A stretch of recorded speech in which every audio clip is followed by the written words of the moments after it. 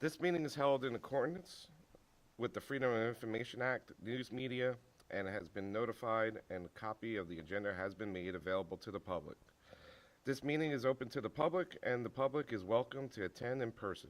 All persons wishing to attend the meeting by virtual means may do so via YouTube Sumter School Board meeting and Sumter School District's Facebook page. Vision: Sumter School District is committed to educating, empowering, and enriching the lives of all students to reach their full potential. Mission: Sumter School District is committed to providing a safe, nurturing, and high-quality educational environment that supports diversity and equips students for local and global success. Today's committee members are myself, Daniel Palumbo, Chairman of the Finance Committee, Ms. Tara Kusar-Johnson, and Mr. Jeff Zell. Welcome. And subcommittee members, Mr. Paul Robbins will not be here today, but we also have Mr. Mitchell Williams. Welcome. And staff members, our great superintendent, Dr. William Wright, Ms. Spearman, the Chief Financial Officer, and Ms. Scott, the Administrative Manager to the Superintendent and Board of Trustees. Thank you, everyone. And I call this meeting to order. And a couple of things, this is our first meeting, and I welcome everybody, and I'm excited to be here. Thank you, Dr. Wright. And I think and Mr. Zell and I already talked, the financial committee is really one that leads if you think about all the committees, they actually kind of fall into the financial committee, because you can't do anything without money, right? So I think we're going to do some great things with this committee, and my goal is to support the teachers and the administrators on the front lines out there with our students. So things to try to streamline, try to make it easier for them to do their job, that is my big intention with the finance, and making sure that these kids have what they need to be successful and to be one of the great students in South Carolina, not just here in the county. We want to lead the pack. So thank you for all being here, and like I said, want to get right to work and get down to things, and we'll start from right from the beginning. Dr. Wright, you have any questions? Simply tonight, at least at this point, thank you for the opportunity to talk about some things from the finance perspective in this kind of forum, and I look forward to doing the work to make sure that we can get what we need to operate fiscally responsibly, but also successfully. So thank you. And if you could just go around the room and tell us who you are, and go from there. Tara Johnson. I represent Area 4 on the school board, and I'm happy to be here. Ms. Spearman? Shatika Spearman. I am the Chief Financial Officer here at Sumter School District. Thank you. Rich Williams, first meeting, and happy to serve. See what I can do, help out. Thank you, Mr. Chairman. Jeff Zell here, Trustee Area 8. I just want to say thank you for, Chairman Canty for assigning me to this committee. I'm very excited about working with everybody, particularly Ms. Spearman. I believe that she carries a large load in this district, and knowing its past issues, I think she is very much a cornerstone in this endeavor. And like you said, nothing gets done without funding. And so I think that this committee is probably chief amongst other committees, and I'm just grateful to be a part of it. Thank you.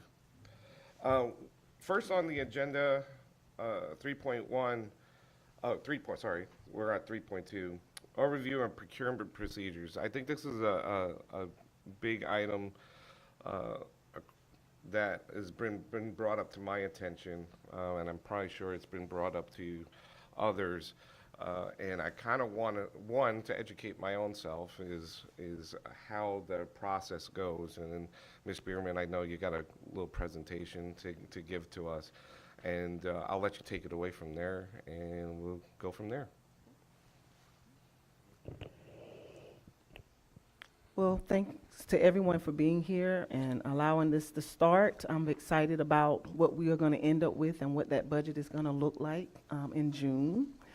So there are a lot of pieces to putting a budget together for a school district. So I'm excited to tell you all that I know and to see what you desire as well. The first thing I want to start with regarding the procurement procedures is that Sumter School District is subject to the South Carolina Consolidated Procurement Code. We have to follow that. There was a time where there was some relaxation of that for school districts, but currently now we are required to do that. Some school districts have unfortunately been in the paper regarding not following procurement, so they had to make sure that we were in compliance as school districts. In fiscal year 22, some school districts changed their thresholds for procurement. Those thresholds for small purchases went from 0 to 10,000. I believe the former threshold was really low, like 25 or something like that, and that caused a lot of trying to get quotes for everything, and that really did slow the process down if you didn't get the quotes. So the 10,000 threshold really helped with a lot of things, is what my understanding is. And then from 10 to 10,001 cent to 25,000 is 3 informal quotes are required, and then 25 to 100 is 3 formal. Procurements greater than 100,000, we have to do the sealed bid process. So currently the finance department has one procurement manager who takes care of that, and she helps with managing questions that districts have, the schools have for what they need as far as documentation. And then I did list the other types of products and procurements, and so when to advertise for sole source, for instance, greater than 50,000, we advertise for 5 days. That's required. For greater than 250, we advertise for 10 days. So we just have that process in place, and we stick to it very, very closely, and we've had clean procurement audits in the past. So just to give you an overview of where we are as far as a procurement code policy, and that we recently changed that just last fiscal year. Gotcha. I wanted to mention that. So the next thing is, okay, so what do the schools have to do to get expenditures, to get goods and services? So we still have an internal threshold of $2,500 as it relates to what approvals are needed. So they don't need to get the quotes, so that's good. But internally, we have to manage that at some level because we have grant monies that are involved in this, and we have to make sure we're in compliance as far as that. So when there is expenditures for less than $2,500, it only goes as far as to the principal for approval. Okay, so they do a purchase requisition in the system. We can see everything from our system, and then they print that out and get the principal to sign, and they move forward as far as that. Now, even though the $2,500 threshold is only approved up to the principal level, if there are certain types of expenditures, we have to get it up here, even at that threshold. And that's when we get into the IT items, because we have to maintain compatibility with the items that we purchase. And so we give our executive director, he gets it approved. And those are just special codes. 345 and 445 are the special codes for those. And that tells a bookkeeper, hey, we need to take this and make sure it's okay with the IT for compatibility and maintenance. Anything that is for a special fund, when we say special fund, we're talking about, and we'll get into this later for my rest of my presentation. Special funds are those federal funds and those funds that have to get approved because there are certain things that you can buy and certain things you cannot buy. And so those go to the executive director of that, who's responsible for that, and they obtain the signatures and make sure that we will be able to claim reimbursement for that during the grant reimbursement process. So the only instance that finance has to approve items is when there are multiple accounts used. And so we have to make sure every account is spoken for because, again, audit purposes, we're already thinking about the audit at the point of requesting an item so that we can maintain a good financial audit and review of our programs. And so that is the inside view from the school level up to $2,500 with those specifications. And currently, it is paper-based, okay? And I'll talk about that a little more too. The second piece is for those things that are over $2,500. Again, we're trying to maintain that the grant items are safe, that they are being used properly, and for IT purposes, again, to try to make sure we could do our compatibility. And so prior to entering a purchase order, we don't require 3 quotes, but we do require a quote because we need that vendor to say, I'm only going to charge you $5. And when we get the invoice, we should see $5. We shouldn't see 10. And so that is to make sure that we get the best price, that we negotiate and get the negotiated price. And then we have, as far as travel approvals, field trip approvals, those type of things, we have required items and forms for them. So we literally help guide the schools and the other departments on what is required for their certain expenditures. And so when entering a requisition in the system, you have to ensure the bookkeeper at the school level has to ensure the correct vendor information is complete, making sure that the check is going to go to the right vendor, making sure that that EIN number is correct, that it's going to the right EIN, and the taxes. We tell them when to expect to be taxed and what things are exempted. We give them a list of that, and we maintain a central drive that they can go to as well, and of course as well as call, because some people just feel better calling and getting that direct information. And then we go through the approval process. In the finance office, because we know how important purchase orders are, we know how important that the schools need their goods and services. We have a 24 to 48 hour turnaround. If it requires my signature, if it requires our look-see, we get it out of there in 48 hours. And we do that because that's what I do. Like, I touch a purchase order every day that I come into work. And so we make sure that that's done. We make sure that the right funding is complete. If it's a certain executive director's program, we make sure that we literally have walked some things over and we've gotten signatures. So we make sure that everything is in order and nothing's sitting in our office as it relates to that. So when do delays happen? Okay, delays happen when there is corrections needed. We need the account number changed. We need to make sure about what they're getting. We need to make sure that the right support, i.e. a quote or whatever field trip request, the field trip form is signed, field trip information is complete. So when we need those missing pieces, we'll do an email trail to say, hey, we need this, so that we can move it forward. Once that has been approved, it will be sent back to the school so that they can go ahead and get the goods and services. Now again, this is paper-based. So then that's utilizing the distribution where they come in and they get the documents or what have you, and they're able to do that. In some cases, we scan, but not often because originals are what's necessary. We don't really like to scan unless it's something last minute sometimes, but we still will follow up with that original.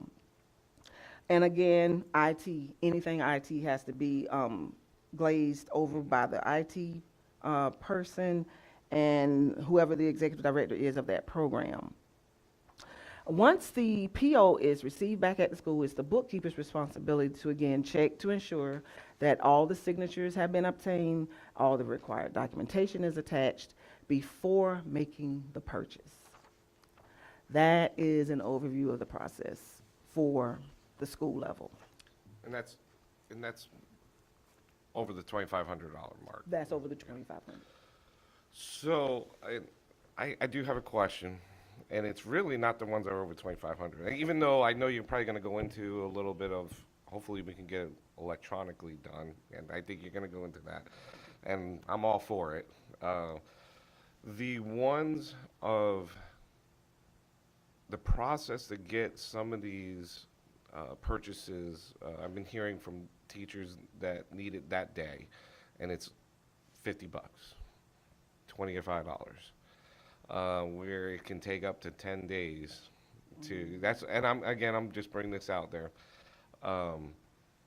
is what concerns me actually the most, because that's something that is low-hanging fruit that shouldn't be an issue. And I know some teachers are paying out of their own pockets because they just don't want to go through the hassle. Or there could be situations where they have to run out because of the could be an event, as in a competition. It could be a sporting event. It could be something to that nature, and they just need it right there. And with, like, I know we have purchase cards and all that type of stuff. What is the process to try to streamline that for to get that compete? Is it like a threshold to say, hey, within 24 hours, can we make it like $500? Just you can get whatever you, as long as you got the receipts to go out and purchase that item. Thoughts? Well, in some cases, we do have like a blanket type purchase order that they can do for X amount of dollars to purchase, like if it's just a myriad of supplies or myriad of things, that they can do that. But what we are finding is not that it's this all the time, but there are last minute requests being sent. Like we literally have some things that field trips might be 2 days away and we haven't received any paperwork for it.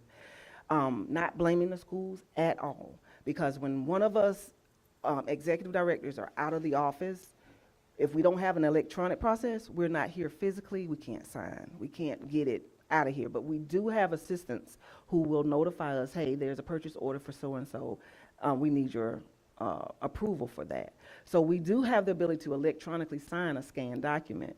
But again, my recommendation during this budget process, while we're in this budget process, is to bring forward an electronic process that all you do is ding, ding, all the way up, rows are set, rows are in the system. And we've already had that conversation with our IT director, that there is a piece to add to our accounting software that we can do that.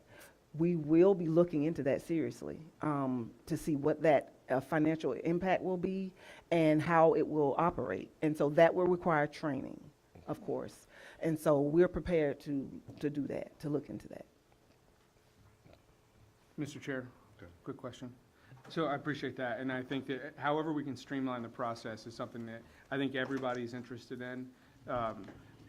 Speaking of purchase cards, I know that's kind of a bad word in some circles. We have to be very, very careful about who and the type of training and accountability and oversight, of course. But as far as the that particular software piece, do we have a ballpark of what that would cost? How quickly we could get it implemented? Is it something that we could do relatively quickly over the summer and start fresh next school year? That is our goal, is to look into that. I will get our IT director to actually contact the vendor and to look into what the time frame is and the expense. So we don't have anything as of yet, but it is in the process to be requested during the budget process. Excellent. And so as fast and as quick as we can, we want to look into that and hopefully it get approved so that we can move forward. Absolutely. Well, I think that there's certainly interest in that, as long as it's cost effective, obviously. And I have a couple more questions, Mr. Chair, just to get them out of the way. When was our last procurement audit? Was It's that the going one on that we right were now. briefed on? We're having one right now. Okay. We're in the process of one right now. Okay, excellent, Yes. good deal. And they're clean, and I appreciate that. Like I said, that's it's a very good word in this realm. The change to, and this is my last question, the change to the processes in which it sounds like a lot of these processes were done internally, the district, internally to the district. And so obviously we have laws we have to follow, that, this, that, and the other. That said, internal policy changes for purchases and procurement process, what's the feedback you're getting from the principals and the individuals, the approving officials, if you will, at the school level? Well, we have to make sure we continuously train when it comes to procurement, because the schools have so much to do out there that the finance piece is not a concern, but it's our main concern. And so we work with the principals to say, hey, you need, there's the AVID, like for instance, the AVID conference is coming up. You need this, this, and this. We need your flight booked. We are that reminder, that push to help. And we meet with the bookkeepers of every school each month. Every month, to make sure that they're in compliance, that they have any questions, how to handle things, and we get responses back to them immediately, because they usually need it immediately. And so we work with the principals, we work with them to get them what they need. I present every principals meeting of what's needed and what we need to have them do. So yes, we make sure communication is there first and then training. Perfect. Mr. Chairman, I do have a question. Who's our procurement liaison? I know you mentioned that there is a procurement person. Who is that, just for information? Ms. Cook? Ms. Cook? Mhm. Okay.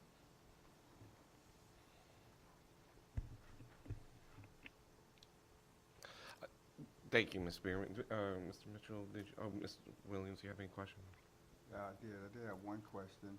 Who's vetting the vendors? Is that your office that does that? Yes, we do have a site to go to vet our vendors to make sure that there's, not an international vendor who's scamming people or anything like that. We have a site to go to do that. That was all I had. Thank you. Yes, sir.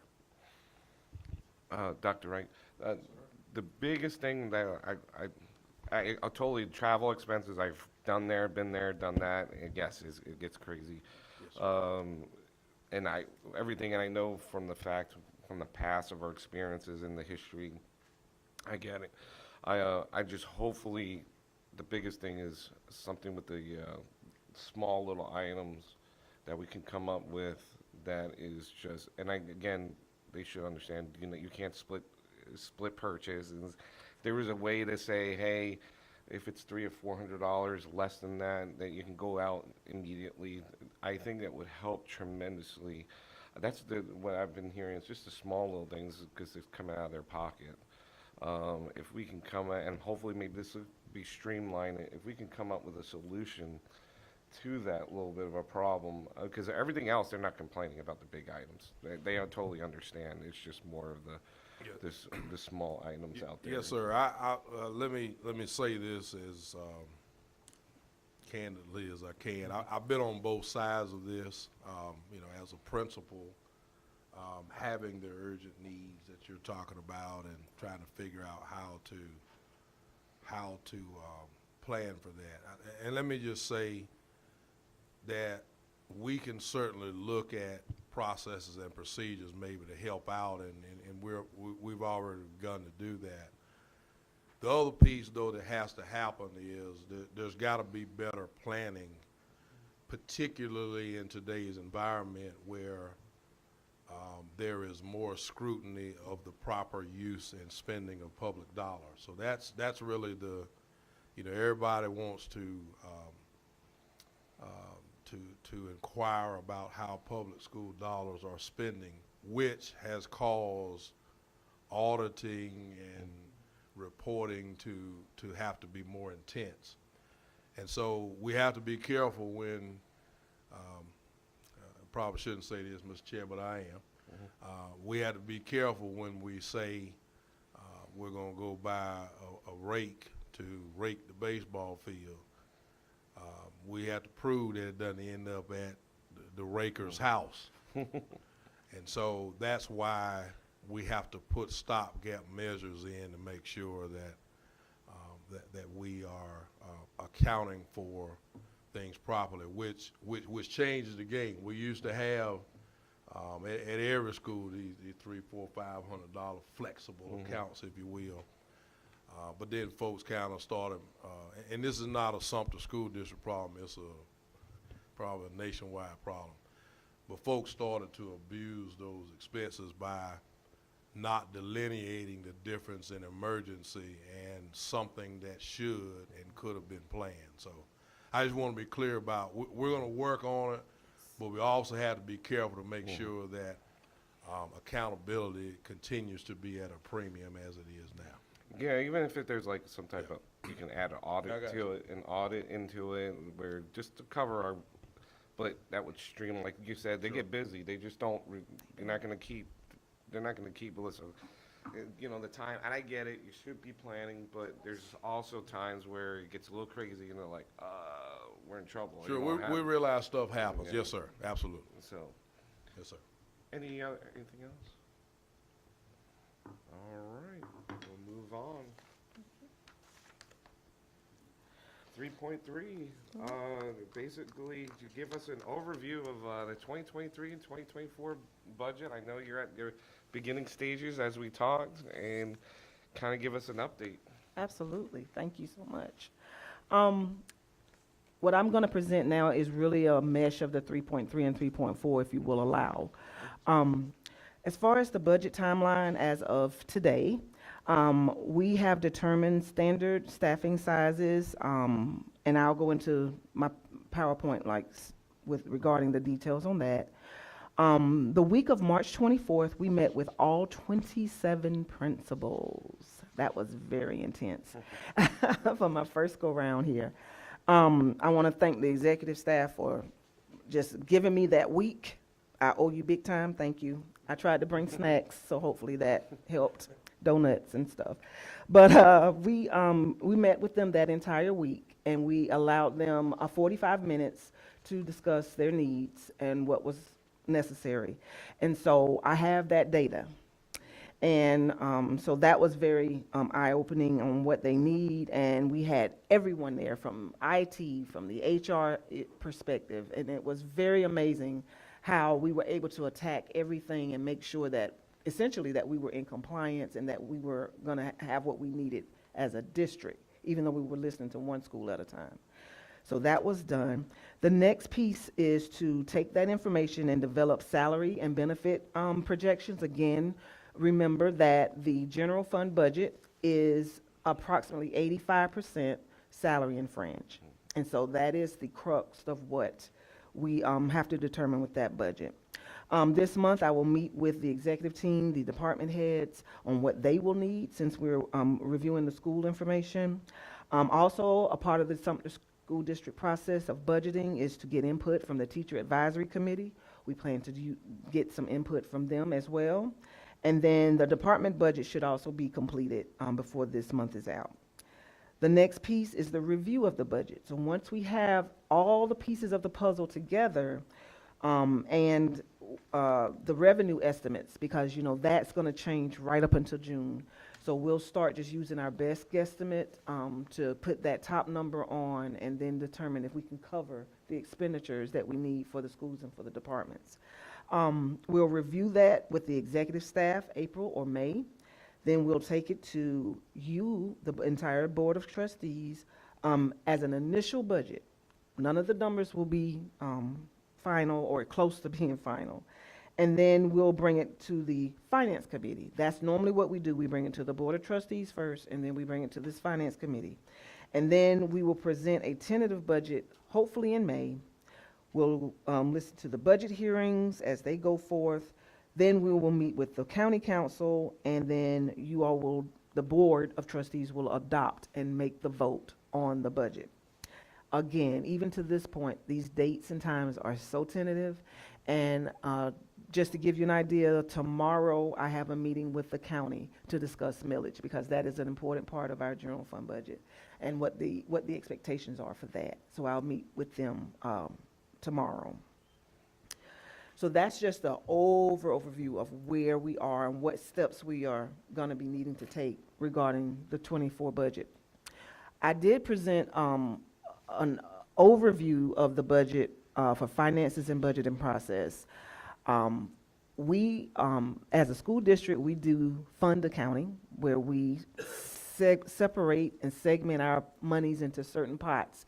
And those pots normally have restrictions or requirements that we must adhere to. We have general fund revenues, general fund expenditures, and then our budgeting process. The types of funds that school districts have and that we have are governmental funds, which houses our general funds primarily, proprietary funds, which are like our food service funds. Well, the general funds is part of the governmental funds and other funds that we have, and then the proprietary funds are our food service funds. That's pretty much what we have as far as funding. As far as our general fund, I'll jump to slide 5. It serves as the chief operating fund.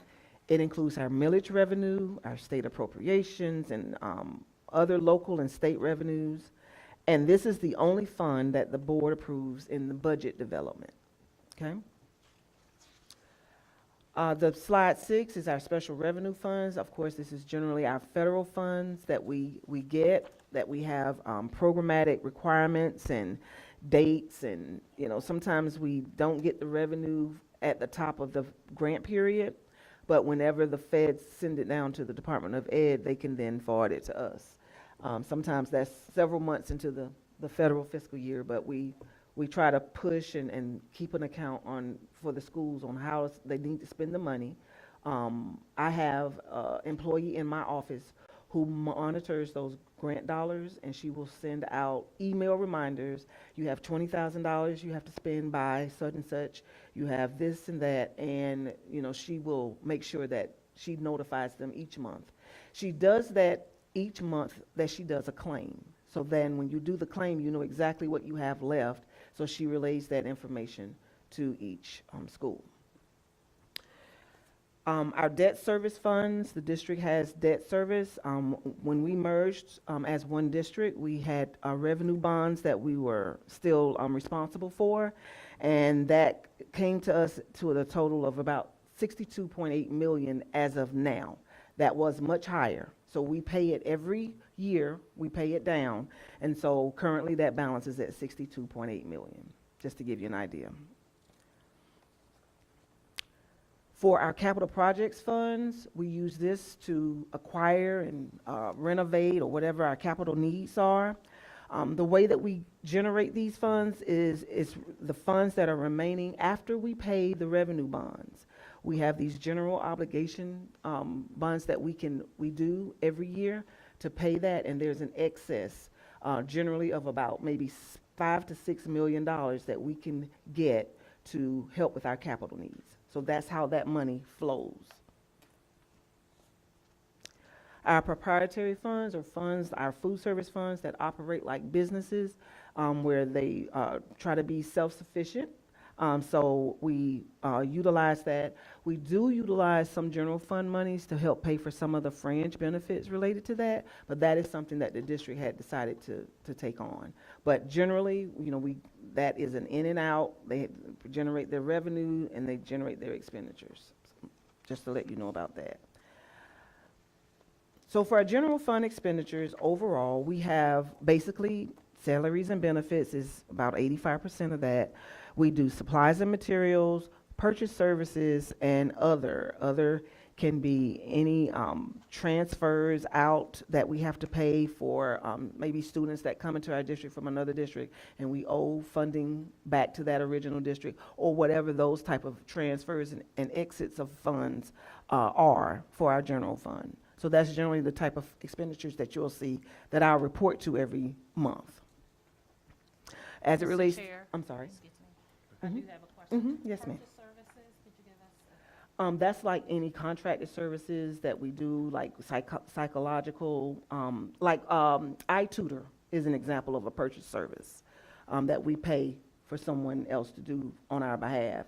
And then we do also have mental health employees that we contract through a business that specializes in that to cover what we need as well. So those are some examples of that.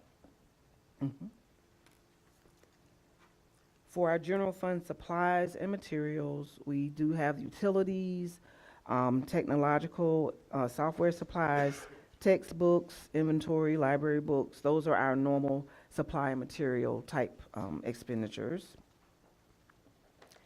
And then the general fund purchase services. I had a slide related to that on what that was. Repairs and maintenance, rental fees, other professional services, public utilities, travel is a purchase service, audit services, when we pay our auditors for their services, whether it's for the procurement or for the general accounting audit, that's considered purchase services. And so that's the list pretty much of our common purchase services.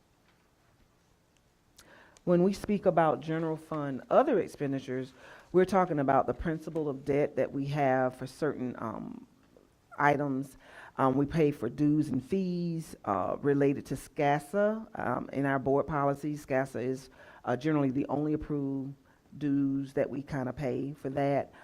Pupil activity, we do some transfers if it's approved in the budget. We transfer some general fund dollars to our pupil activities. So those are the type of other general funds that you would see on our revenue and expenditure statement each month. So where are we as far as an expenditure and revenue standpoint for our budgeting process? We began the process of conducting need assessments, which is what we met with the 27 principals. Then we'll meet with the departments. Then we'll do the projection of revenue. Then we'll put the expenditures underneath that. And we'll see if we have a deficit or a surplus. I am praying for a surplus. But normally it's expected that you have a deficit. So you figure out what you're going to either cut or what you're going to adjust to get the revenue and expenditures to equal. That's the end goal. And then the adjustments is what I just spoke about, whether you have to adjust or not. So that's generally where we're going to take this, and hopefully I'll equal up pretty good. I wanted to expound a little bit more on our conduction of need assessments. Human Resources and Finance meets to calculate what the schools will need. We start that process by saying, okay, in Power School, what is the projected student enrollment? And we have a number of 14,644. Then we say, what are the teacher to student ratios by grade level? We use 21:1 for kindergarten to third. We use 25:1 for 4th and 5th grade. We use 28:1 for 6th through 8th grade.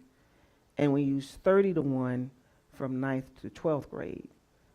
From what I learned, the State Department does govern those limits. Either we can meet or be below that, but we can't be above their recommendation and their standard of the number of teacher to student ratio. And that's how we determine whether someone needs more teachers or if they might have to lose teachers, use the number of teachers that they have today because of the number of students that we expect. And that conversation was had with each of the 27 schools during the budget process. We didn't separate that. We wanted to maximize the time that we had in front of our principals. So that's what we did. And then after that, we'll continue to meet for the departments on what their needs are. Again, the teacher advisory committee, and then the public hearing. That's how we'll take all that information out. Okay. Projection of revenue is a major piece of that. The projection of state revenue is what is so, it changes so much between now and June. It'll change so much. And then the projection of a value of a meal, which I will learn about tomorrow on what they establish with that. So we'll have that data, and we'll definitely bring it to this committee to let you know what that looks like. The adjustments, again, is to determine if the projected revenue will cover the expenditures. Again, I want to end up in a surplus or an equal to equal situation. And that is the end of that presentation as far as where is the budget and the general funds and capital projects. Now, if there is anything else that we needed, then I will take notes. Is the projected is 14,644. What was this current year? What was What was the population of students? Did we have the current Did it project? go down or I believe it went down. Went down. 14,644 is down, right? it's gonna go down? Okay. We can get that information Okay. tomorrow, we'll send it out. Mm. Because I don't, the numbers are close, I do know that. Oh, so it's not that much of a difference? Okay. Mr. Chair, Yes. just a couple of Mhm. questions. Under the general fund expenditures, Ms. Chairman, I know you mentioned that salaries and benefits typically comprise about 85% of the overall budget. Mm-hmm. As far as supplies and materials, purchase services, and other, which would be the remaining 15, do you have a breakdown of those? Yes, I can give you a breakdown based on the completed audit for FY '22, because of course these expenditures for '23 are ongoing. So I can definitely bring that back to you. Okay, and also, where you spoke to adjustments, Mhm. where you said either surplus or equal to equal, whenever you get to the end, do you typically, if there's overage, if it's more than what the funding is, do you generally just go back and find places to cut so that we do end up in at least an equal to equal at best? Yes, we will have to end up in an equal to equal, where revenues equals expenditures. And so if there is a surplus, we would determine where the best place to put it. Again, utilities tend to rise, security may rise, those things that are variable that may rise, those things we'll look at this year that were more than what we projected. We'll look at those to cover. So that's the type of the mentality that we'll use for surplus. For deficits, we will have to go in and say what we are not going to be able to cover, what things can we negotiate to have a lower rate, some services we may want to nail down, take down, not use, see what we're not using. I mean, really look at our expenditures to cut. And so that's the process. And we, of course, bring that and let you know what that is, so. Okay, thank you. That kind of goes, one of my questions of IT services, not everything that we may need. Do we do a review, or I'm sure IT comes to you and says, we need to cut this, which is not working out. That it kind of leads me to, for security-wise, there's a GeoGo is a system, I know IT needs to look at it. Have we looked at where it's a district-wide security system? I know they have, Sprigo? I think that we're still using Sprigo where you can report bullying and all that. Well, there's systems out there that have multiple, you can do that, but also activate if you're in trouble, silently sometimes, and I can give this Dr. Wright, especially for the security side of things. We learned it at the school board when we went through the training. Looks like a great product to do. A lot of school districts in South Carolina, and I can give that to you and pass that on to you. It's like GeoGo. It does multiple things. Instead of like Sprigo just does like, I guess, bullying, and that's about it.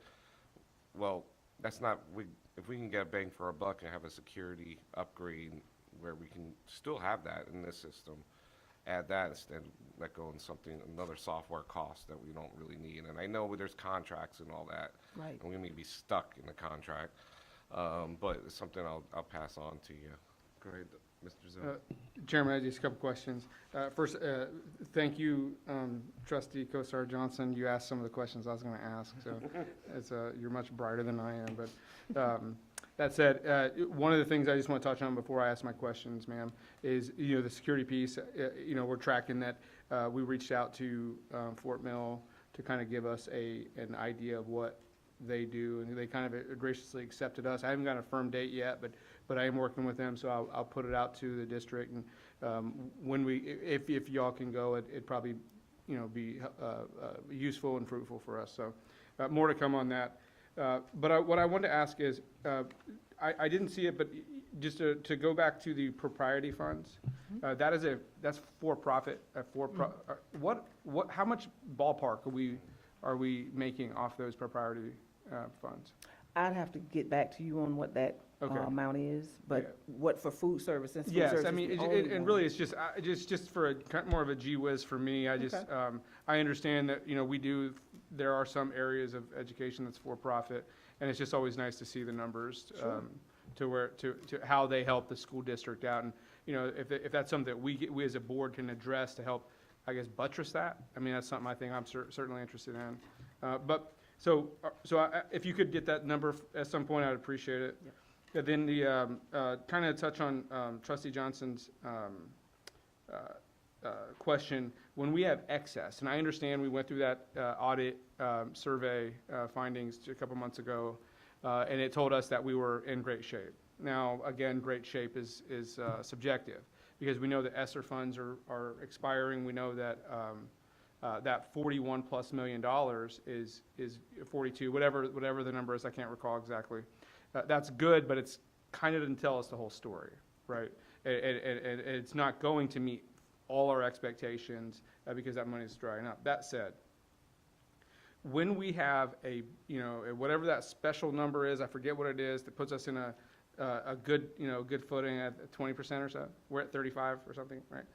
At what point do we as a district, I know this is probably more for Dr. Wright and the executive team, but at what point do we see a percentage overall as being to excess? And then with that being said, I know that's probably something you never heard in education, to excess.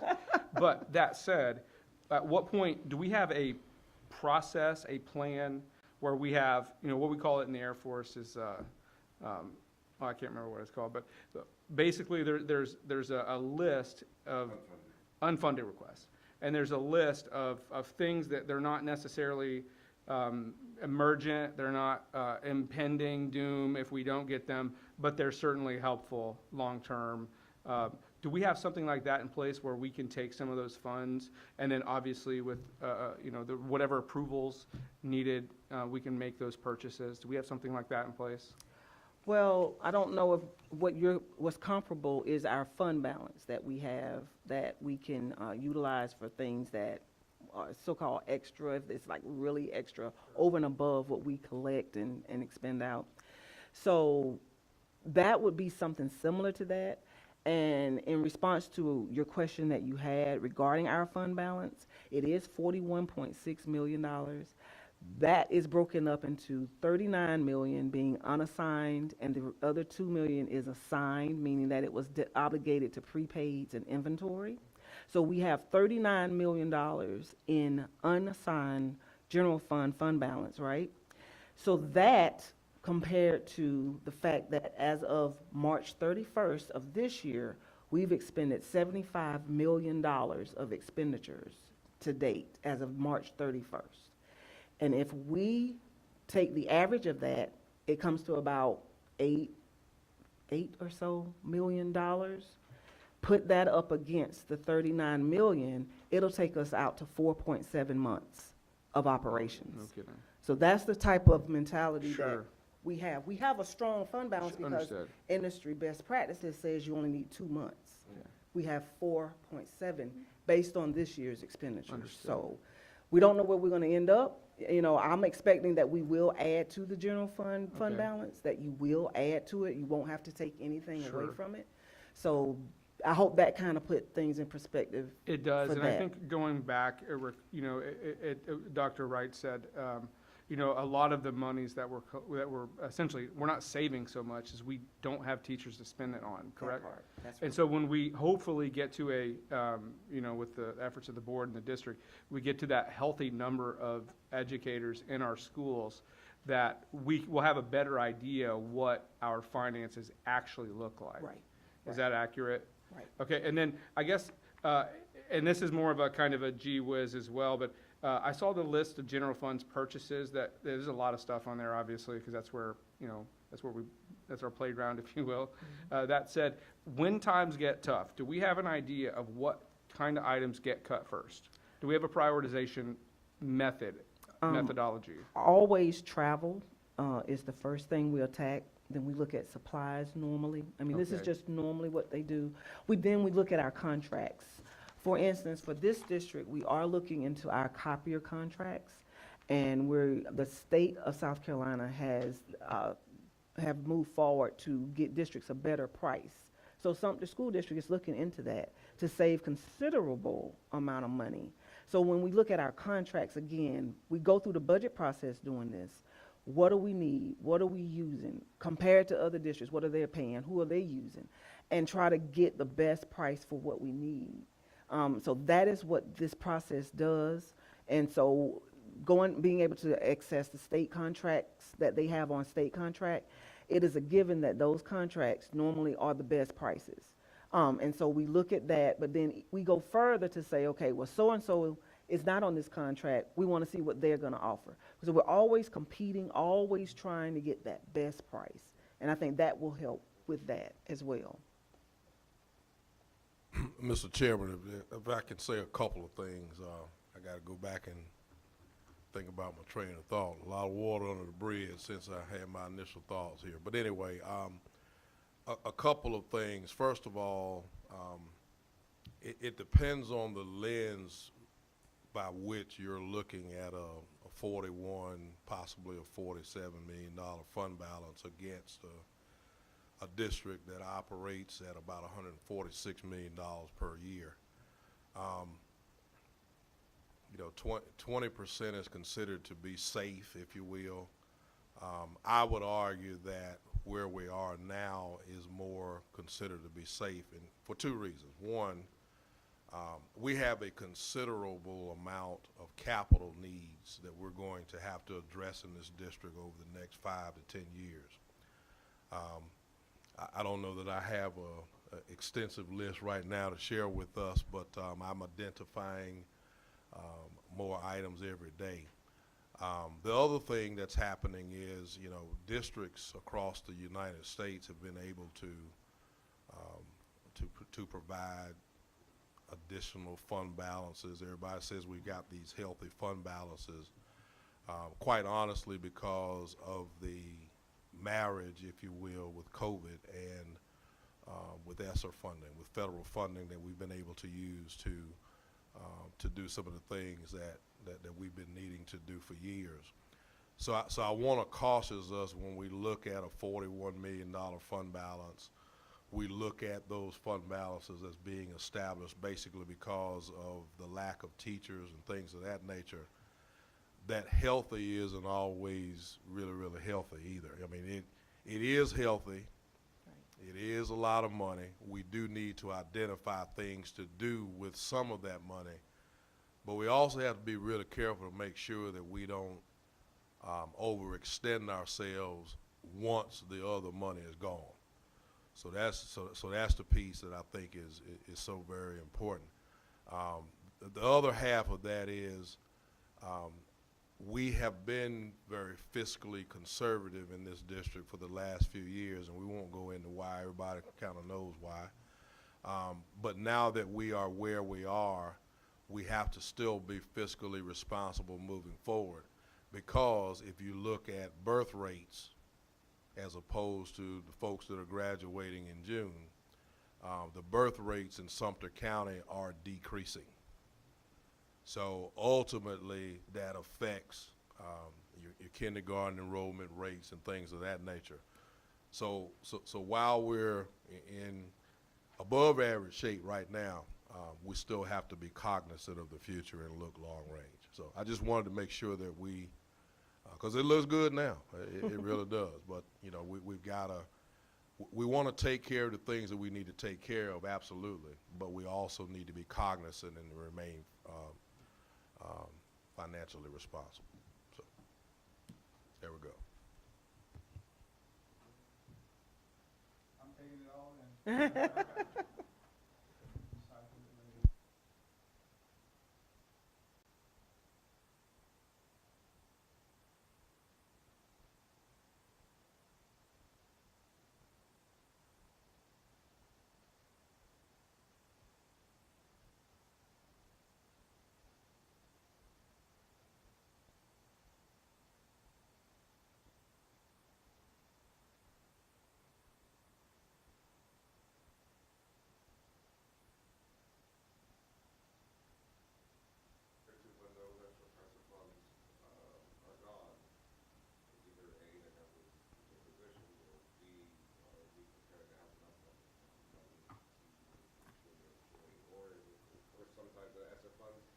particular, you know, they have to do a particular job, got it.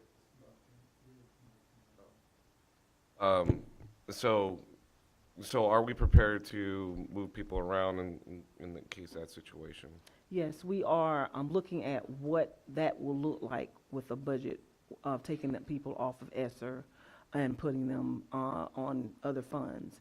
So that process will be taken care of during this process as well, because we have to plan ahead of time. We always have to plan ahead and notify people, you know, if that's what we have to do. So I know for one, the mental health people, that's the one thing, I think the top thing that we want to make sure that we cover, to have those persons that can deliver those services. So we have some maintenance and I think some food service workers on ESSER as well. And so that is the piece, I think that's generally pretty much all we have on ESSER. Okay. So those are the people, those are the positions that we're going to be looking at to see what we can do with those. Yeah, so we haven't, there's some districts out there that are overextend themselves. and they're in Absolutely, trouble. they did. You know, so that's why I want to get at is we're not putting ourselves into overextend. It's an easy shifting around. It should be. Okay. It should be. But And- we'll dissect that during this process. Gotcha. And then it kind of goes with the salary study, and I should have brought this up in the last one. Salary study, will it be done, and I know Dr. Kumis may have to jump into this one, but with the salary study to give us an idea for the budget of next year, because that may have to kind of come up to us to see what we need to do with pay and benefits and all that type of stuff. Are we gonna be prepared to have that to where, to get your budget done, if we have to come up to our attention?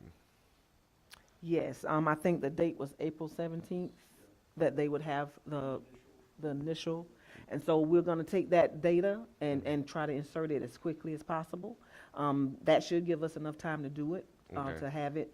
Again, at that point, other major numbers won't even be final. So I think that if they commit to the 17th, we should be good to go. We originally said the 1st, but, you know, the 17th will work as well. Yeah, I don't want you to be rushing around and all of a Right. sudden, and then trying to, hey, we need help, you know, so. Couple other things I was just looking over. Again, I know I brought up the Chromebooks, and I know you said the different line items and all that, and I know the one line items basically we haven't even touched. So my question on that is on the fiscal year, if we're getting to that point where we're not moving, obligating that money, we have plans to still buy the Chromebooks, or we move that to something else? Well, what it is that currently everyone has a Chromebook, is what I've been told, or I'm assuming. But that is for when we need to replace. Correct. So that's for replacement. So we're not at that point to have to replace a bunch of them right now. But we have the prior board, and as they go through each fall and semester, we get those bond proceeds money. They've obligated that if you need Chromebooks, we have this for you. We have this amount allocated. So that's what that's for. That's for replacement, that's for upgrades. And so if we don't have to do that, and we do actually have multiple funding sources of the Chromebooks, not Yeah. just the bond proceeds that you saw with the capital projects. We had some in ESSER, I believe.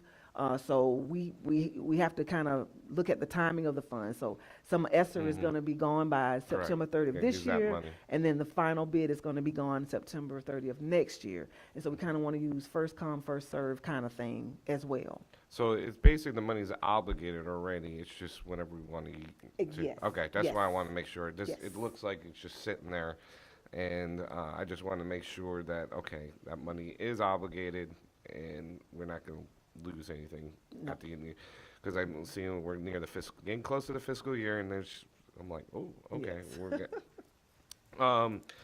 Roofing projects, I've noticed some of them, Ebenezer, oh, what are we looking at as in that, is that money, again, is it obligated, or is it stuff that we have to be concerned with, because it seems like nothing's moving in that.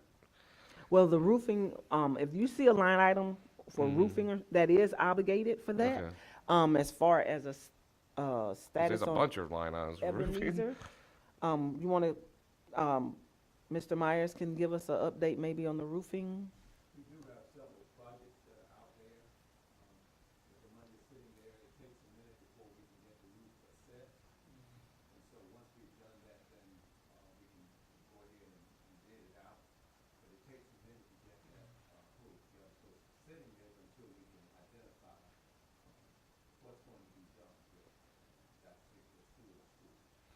So, and this go, that is basically obligated money where we're not going to lose anything. That's what I'm concerned with is that we have it obligated, and like we kind of discussed, is it's just not sitting there unless we have to move it around at the last minute near the fiscal year to try to fund something different, like unfunded. That kind of goes with the unfunded. Right.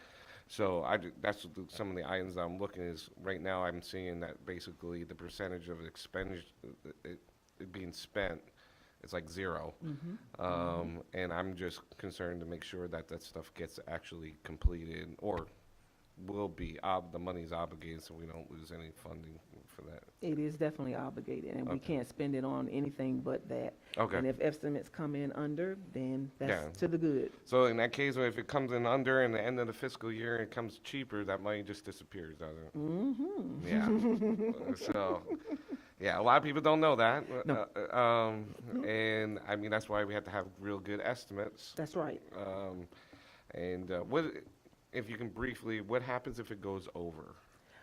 If it goes over, if we can find another line item for the same purpose that it went under, we can adjust. But so I'm that we talking can- about if the fiscal year is over and actually the estimate was wrong and actually it's cost more money. Like for a roof per Yeah, se, or or anything, anything, yeah. then if it requires board approval, we'll ask for Okay. transfers, because we can request monies be transferred Okay. for our needs. Gotcha. Oh, and lastly, GPS, where are we at on that, on the, We're in the process of going through they're going through training right now to get a new system. The current system that we have is gone out of use, and we will be acquiring a new system that will be maybe around July, because training is going on right now. So we're going through that training. It's a state-approved system, okay. so it's going pretty well, and we should have that for everybody by July. And what's the name of it, the new system? Traversa. And so that money is also, don't have to worry about, it's gonna be paid for, right? Okay. Thank you. Sure. Oh, okay. Go ahead, sir. All right. I did get the student numbers. Thank you, Dr. Coombs, for tracking that down for me. February 4th of 22, student enrollment was 15,029. February 17th of 23, it was 14,728. So that's why I was saying it's not, it's not that much difference in terms of, and when you go from 15 to 14,000, sounds like a lot, but you're really still talking about 300 students different, which against 15,000 is not a ton, with all of the transit, with our transit population. Dr. Wright, would you that we mind have here. citing those numbers again real quick? if you don't mind? Right, okay, so the current number they're basing on for 23, 24 is 14,644, is that what y'all said? Okay, so I'll do it in terms of most recent, okay?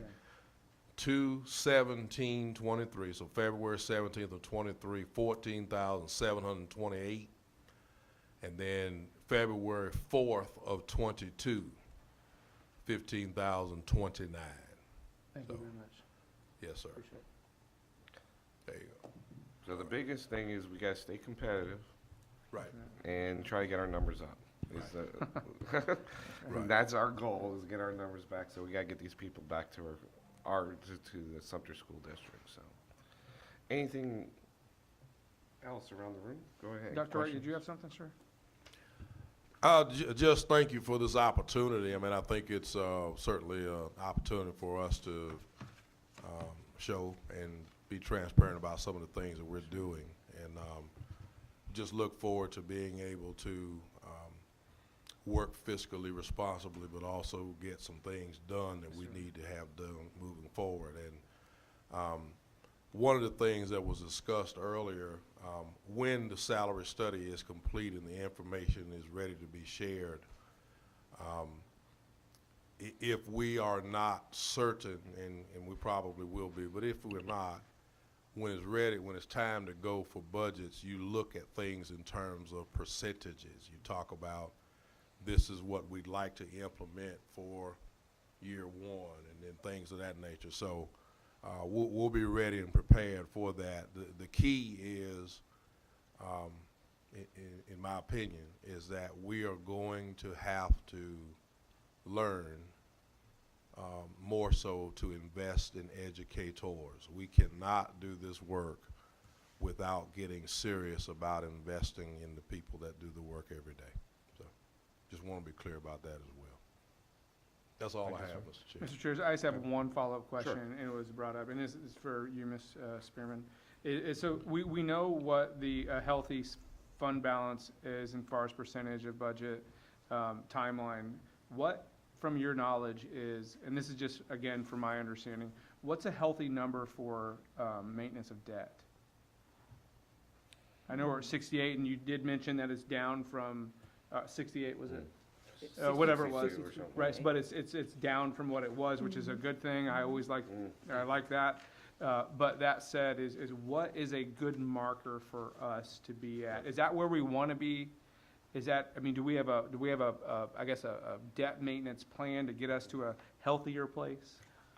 We don't currently have one, but we can assess like what percentage of our general fund we want to say should be a debt. Okay. Right now, that would represent less than half of a general fund budget. I mean, if you want to look at it in terms of that. Sure.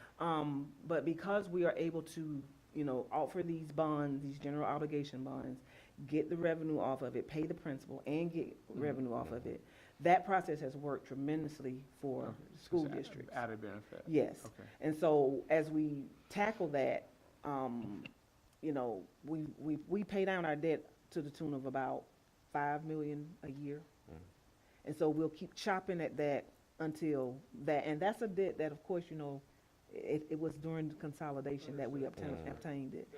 So hopefully, as that keeps going down, we'll open up our opportunities for that. And so I guess what, I mean, now that we've talked about, I don't want to spend too much time talking about it, but, obviously, this isn't our own home, so it's a business we have to manage, of course. But that said, is I would love at some point, and our working together, with Dr. Wright's approval, I would like to look at what a healthy number looks like. I'm sure somewhere at some level in the hierarchy of education, there's probably a sound number that we could kind of, put on a target and work after, come up with some debt management, debt plan.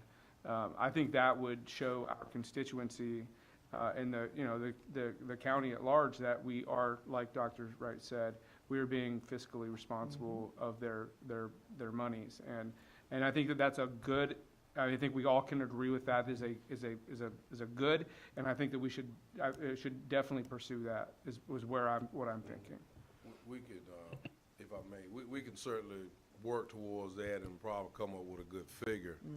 A lot of it, though, has to depend on what projects, particularly building projects in the district, is currently in. You can have 60 whatever hours is now, and if you get into a pretty significant building project, which at some point Sumter School District is going to have to do. Now, it may be 15 years from now, but then that debt to that ratio, whatever it is we're calling it, is certainly going to change at that point. So what's good, my point is, what's good now, 5 years from now may, but I think we can come up with something that's healthy for now. I mean, I think that's pretty easy to do. Yes, sir. Kind of, that's a Well, I goal. appreciate that. Yeah, it's a goal to have, and then that's going to help us if we have a Sure. 10 to 15-year plan of what buildings we want to Sure. erect. Kind of know what our debt debt ratio is try to keep it under a certain level that we can sustain and tell to the public, hey, we have to spend money That's right. to upgrade our buildings, our facilities out there, so. Sir. Mr. Williams? Okay. Is there some kind of training for new board members, other than trying to diagnose all of this? Provide a training, if that's what you desire. Yeah, it's just like, I think it'd be useful. drinking out of a fire hose. Decipher all of this, and how it fits in, so that would be very helpful. Agreed. Anything else? Well, if there's nothing else, any final words, Dr. Wright? No, sir. No. Well, I'd just like to thanks for our first meeting, everybody, and I think we're gonna head in the right direction of having some type of new plans, and that's something the goal is to have a 10 to 15-year plan coming up next. That would be with the facilities committee to work along with them, because our district doesn't have one that I'm aware of, and I think we need to have that to actually kind of bring it out to the community and say, hey, this is our future, this is what we need to be looking at. And of course, we'll probably be long gone, but we owe it to our constituents out there to say, look, we did our part to have a future plan for our children out there. So, and along with in the current future in the short term, is try to. My biggest goal is to streamline and get our children the resources that they need, our teachers the resources that they need to become great future leaders for the Sumter community. Hopefully they'll want to stay here, and that's what we want. So I want to thank everybody. Thank you for your team, Dr. Wright, and I'm gonna put this meeting to close. Thank you. Thank you, Ms. Spillman.